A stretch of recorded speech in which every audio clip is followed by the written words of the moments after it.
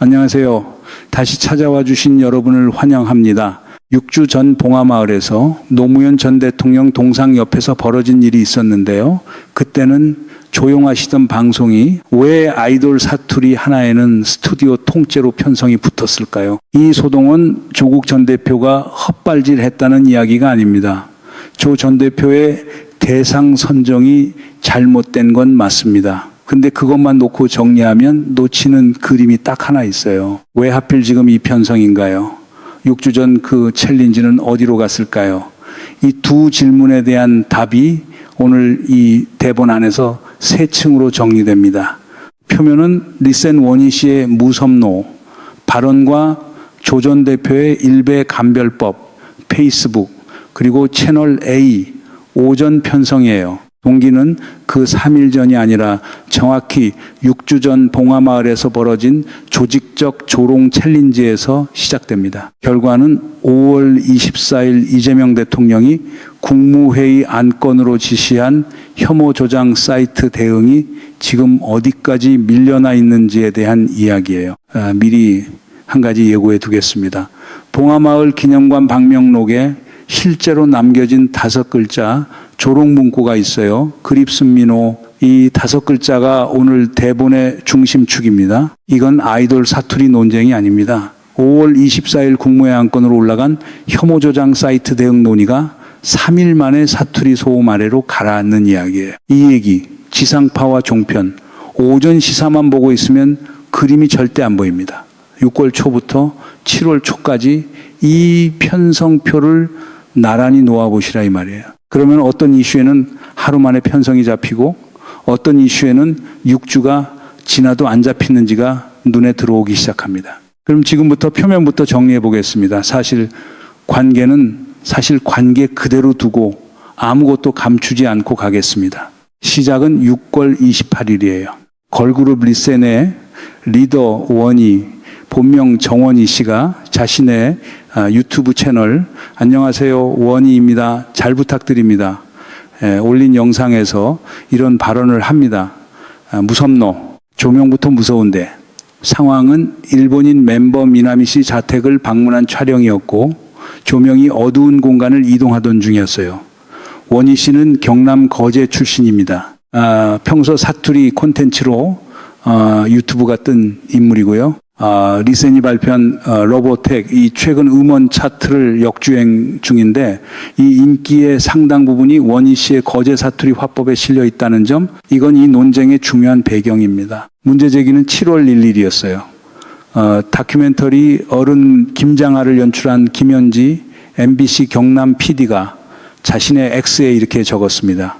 여성 아이돌과 PD가 사이좋게 노노 주고받아 무척 속상했다는 취지였어요. 김 PD는 이어서 모든 사용자를 일베로 단정 짓자는 것이 아니라 혐오 표현에 뿌리를 둔 표현임을 알았을 때 선택은 태도의 영역이라고 표현했습니다. 이 문제 제기 자체는 방송 제작자의 언어 감수성 얘기였고 정치권을 겨냥한 게 아니었어요. 논쟁이 정치권으로 옮겨붙은 결정적인 날이 7월 5일입니다. 조국 전 조국혁신당 대표가 페이스북에 서울 사람 일베 부산 사람의 차이라는 이미지를 공유하면서 나의 관찰로는 일베는 표준말 뒤에 기계적으로 노를 붙여 사용한다고 적었어요. 조 전 대표가 공유한 이 이미지에는 집이냐 집이노 집이가 어디냐 어디노 어데고 같은 대비표가 붙어 있었고요. 조 전 대표는 나는 예 아니오를 확인할 때 쓰고 노는 구체적 상황 설명을 요청할 때 쓴다는 부산 사람 구별법을 근거로 들었습니다. 원희 씨의 무섭노는 상황, 설명 요청 맥락이 아니니 어색하다고 우회 비판한 거예요. 여기서 짚고 넘어가야 할 부분이 있습니다. 조 전 대표의 대상 선정, 이건 잘못됐어요. 학계 근거가 그걸 뒷받침합니다.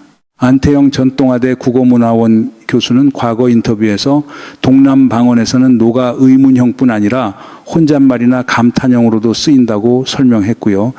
서울대 국어국문학과 2022년 석사 논문에서도 무섭노는 중부 방언 무섭네에 대응되는 감탄형 어미라고 정리해 놓았습니다. 국립국어원 온라인 답변도 같은 결이었어요. 경상도 지역의 방언이며 의문문에서 종결 어미로 쓰인다는 판단이었습니다. 조 전 대표가 이 학술적 결이 있다는 걸 놓쳤어요.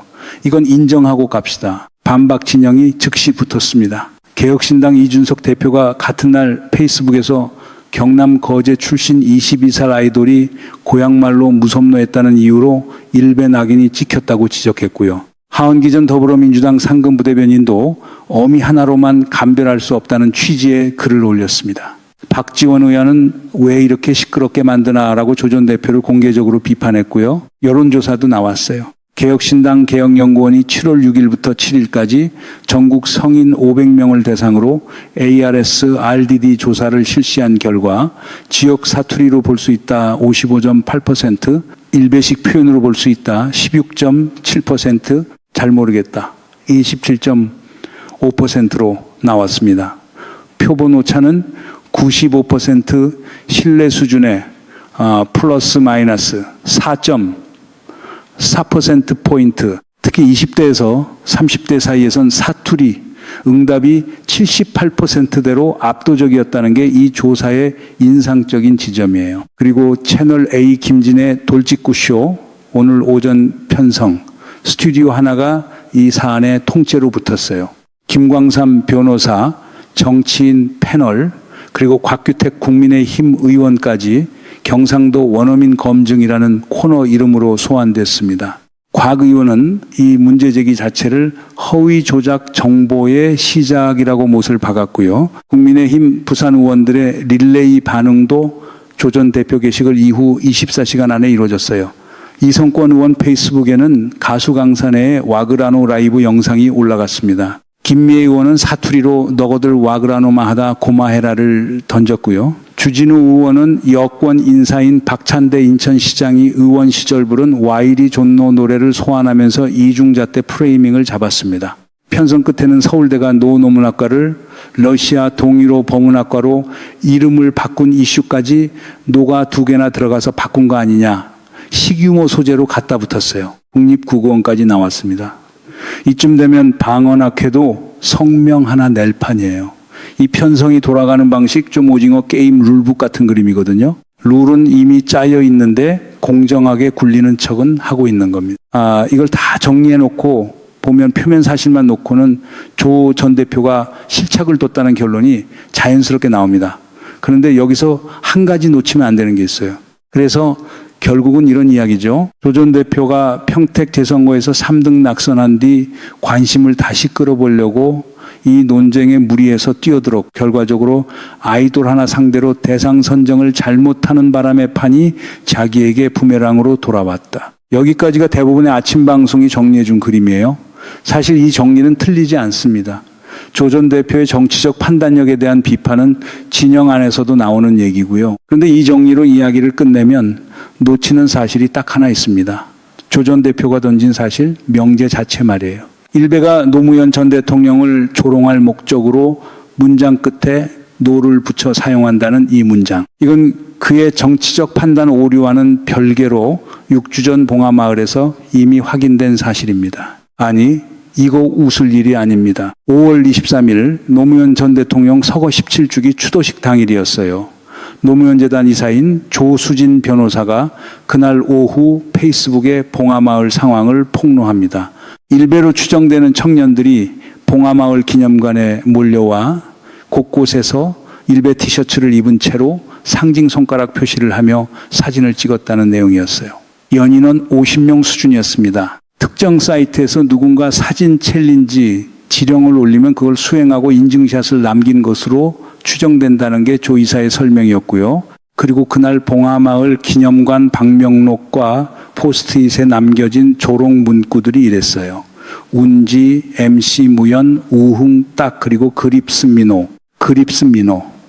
이 5글자만 여기 두고 잠깐 다음으로 넘어가겠습니다.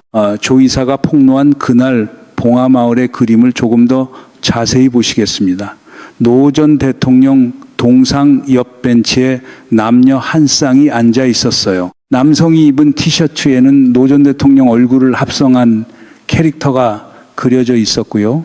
두 사람 모두 손가락으로 극우 커뮤니티 일간 베스트를 상징하는 모양을 만들고 있었습니다. 옆에서 사정을 모르는 중년 남성 한 분이 두 사람을 위해 사진을 찍어주고 있었어요. MBC가 5월 26일 리포트에서 이 사안을 재확인했습니다. 그날 봉하마을 하루 방문객이 2만 5천여 명이었고 문제의 촬영 지점은 추도식 행사장에서 70여 미터 떨어진 위치였다는 사실이 함께 보도됐어요. 봉하마을 관리직원 김용호 씨는 인터뷰에서 조롱 참여 연령대가 초등학생 때까지 내려왔다는 취지로 답했습니다.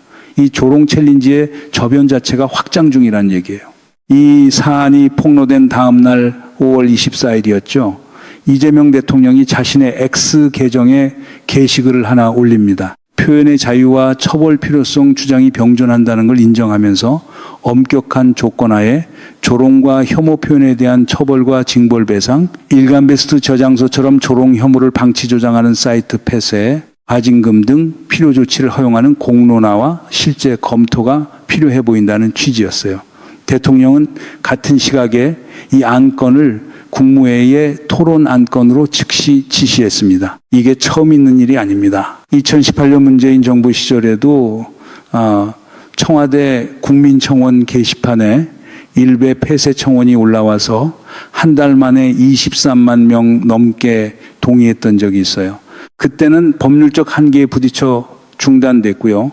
전체 게시물 중 70% 이상이 불법 정보여야 폐쇄 조치가 가능하다는 현행법 문턱을 넘지 못했던 겁니다.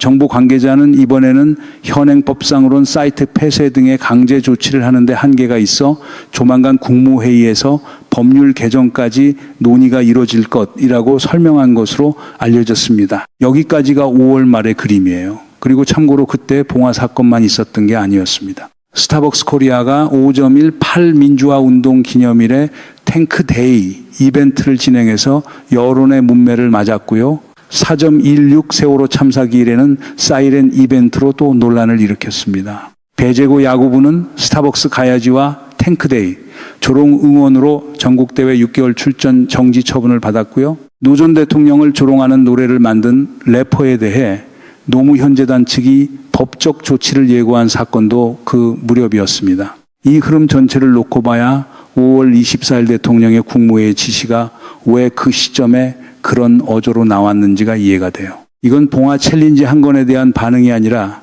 지난 몇 주 동안 축적된 조롱 문화 정상화 흐름에 대한 대응이었습니다. 문제는 다음 그림입니다.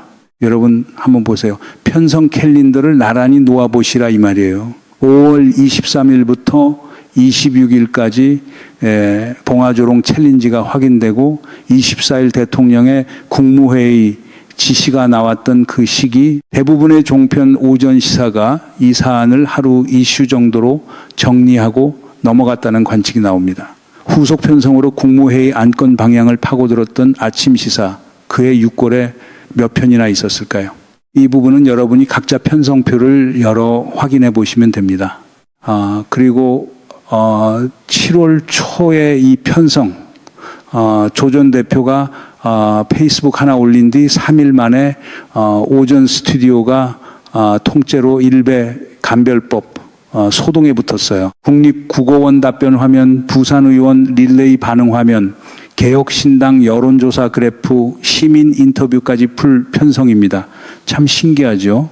편성표라는 게 어떤 이슈엔 하루 만에 판이 깔리고 어떤 이슈엔 6주가 지나도 조용합니다. 국민의힘 부산 의원들의 순발력도 같은 결이었어요. 이성권, 김미애, 주진우 세 분이 조 전 대표 페이스북 이후 24시간 안에 유사한 프레임을 릴레이로 던졌습니다. 강산의 와그라노와 박찬대 와이리 존노가 그렇게 소환됐고요. 그런데 잠깐만요. 6주 전 봉화조롱 챌린지가 폭로됐을 때 부산이 지역구인 국민의힘 의원들 중에서 관련 공식 논평을 내신 분이 몇 분이나 계셨을까요? 편성 캘린더와 부산 의원 SNS 타임라인을 나란히 놓으면 그림이 정리됩니다. 6주 전엔 조용하시다가 사투리에겐 판이 깨진 것처럼 달려드시는 게 좀 낯뜨겁지 않습니까? 이 스튜디오에 오늘 아침 앉은 패널 중 누구도 그런데 6주 전 봉화 그 챌린지는 어떻게 됐죠? 라고 묻지 않았어요. 다들 옷 멋지다고 해줘야 되는 분위기죠. 그거. 여기까지 오면 하나의 그림이 정리됩니다. 조 전 대표가 목표물을 잘못 골랐을 뿐이에요. 진짜 표적은 처음부터 국무회의 안건이었습니다. 이 얘기예요. 양치기 소년 얘기. 원래는 마을 사람들이 지치는 이야기죠. 이 판은 정확히 반대예요. 진짜 늑대가 온 걸 6주 전 봉화마을에서 이미 봤는데 다른 방향에서 소년 하나가 사투리 늑대라고 소리치니까 마을 사람들 시선이 사투리 쪽으로 다 옮겨갑니다. 정작 늑대는 벌써 방명록에 그립스미노를 남겨놓고 지나간 뒤인데요. 여러분이 처음부터 이 편성 좀 이상한데 하고 느끼셨던 그 감각, 그게 맞았어요. 이번 소동은 조 전 대표의 판단 오류에서 시작된 게 맞지만 이 소동을 붙잡고 오늘까지 끌고 온 힘은 조 전 대표에게서 나온 게 아닙니다. 그 힘은 5월 24일 대통령 지시로 궤도에 오른 혐오 조장 사이트 대응, 논의를 저지하고 싶은 진영의 편성 순발력에서 나온 힘이에요. 조 전 대표는 그 순발력이 붙잡을 최적의 명분을 스스로 만들어준 것뿐입니다. 역사에서 반복되는 패턴이 있어요. 큰 개혁 논의가 궤도에 오를 때 그 개혁의 진짜 표적이 되는 세력은 개혁 논의 자체를 정면으로 반박하지 않습니다. 개혁을 밀어붙이는 쪽에 가장 약한 대표 인물 하나를 잡아서 그 인물의 실착을 개혁 논의 전체의 실착인 것처럼 확대 재생산하는 방식으로 대응해요. 조 전 대표의 이번 대상 오판은 그 확대 재생산의 최적의 소재였습니다. 그리고 그 소재가 돌아가는 스튜디오가 오늘 아침 채널A 김진의 돌직구쇼였고요. 그럼 이 소동이 남길 결과를 마지막으로 정리해 보겠습니다. 5월 24일 대통령 지시가 나온 뒤 일베 폐쇄 논의가 6월 지방선거 국면에서 이미 한 차례 뒤로 밀렸어요. 그리고 이번 무섭노 소동이 결정적인 마디입니다. 이제 혐오 표현 감별이라는 언어 자체가 아침 방송에서 우스개 소재로 소비돼요. 국립국어원까지 소환되는 마당에 일베가 어떤 표현으로 노 전 대통령을 조롱해 왔는지를 사회가 함께 짚어야 한다는 논의는 꺼내려는 순간부터 그거 사투리 아니야? 반문을 받게 되는 환경으로 이미 넘어갔습니다. 결과적으로 국무회의 안건은 그때 그런 게 있었지로 잊히는 코스에 진입한 셈이에요. 개혁신당 여론조사 55.8% 대 16.7% 이 숫자는 사실 그대로예요. 저는 이 숫자를 부정하지 않습니다. 다만 이 조사가 물은 건 무섭노가 사투리냐 일베 표현이냐였고 일베 문화 자체를 규제할 필요가 있느냐는 질문은 이 조사에 들어있지 않았어요. 그런데 이준석 대표가 이 55.8%를 놓고 국민 다수가 낙인 찍기 프레임을 거부한다고 정리한 순간 이 숫자는 결과적으로 일베 규제 논의 전반에 대한 회의감으로 확장 소비되기 시작합니다. 이건 이 대표를 개인적으로 비난하려는 얘기가 아니고요. 개혁신당의 정치적 좌표를 그대로 놓고 보면 이 여론조사가 어느 정치 소비 흐름에 실릴지는 예측 가능한 그림이라는 겁니다. 이 소동의 순수익 계산을 마지막으로 해보실까요? 봉화마을에서 조롱 챌린지를 조직적으로 수행한 청년 50명 정도가 있어요.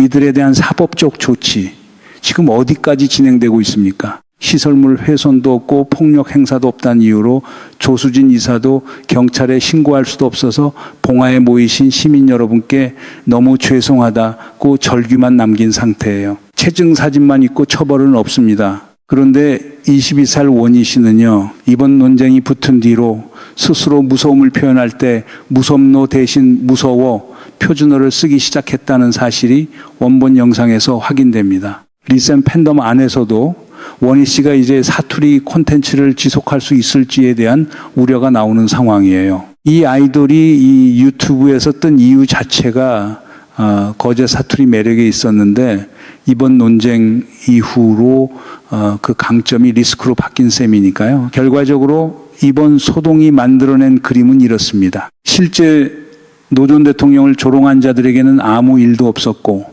그 조롱에 사용된 표현을 자기 방언으로 자연스럽게 쓴 청년만 자기 언어를 스스로 지우기 시작했다는 것. 자, 이걸 놓고 마지막 질문 하나만 던져보겠습니다. 국무회의 안건.